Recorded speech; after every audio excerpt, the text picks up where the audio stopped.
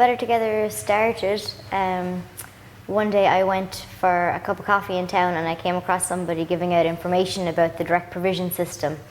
And before this I hadn't known a whole lot about direct provision and the asylum system in Ireland. I knew that the centres existed, but not to the extent of what it is.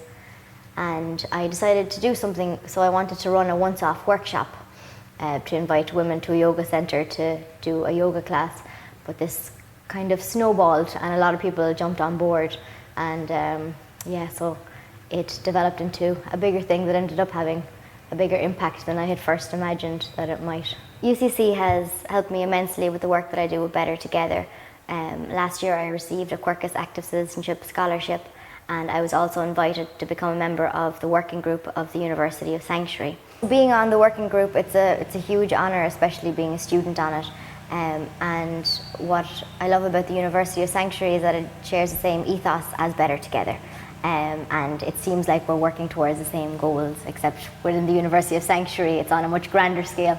One of the main supports has come from the student body itself. So UCC has a Fáilte Refugee Society that works to make UCC a more inclusive space for refugees and asylum seekers, but also they work to raise awareness about issues to do with asylum and refugee within the student body.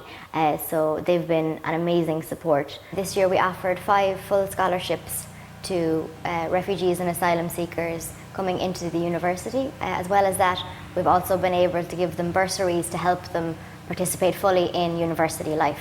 One of the things that volunteering has taught me is that you don't need any specific type of degree or qualification in order to make an impact in somebody's life.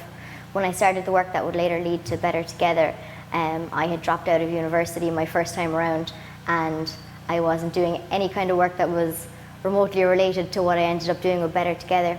But the important thing is that you don't need anything specific to make an impact. You just need to run with that feeling inside that's telling you that things could be better than the way they are now.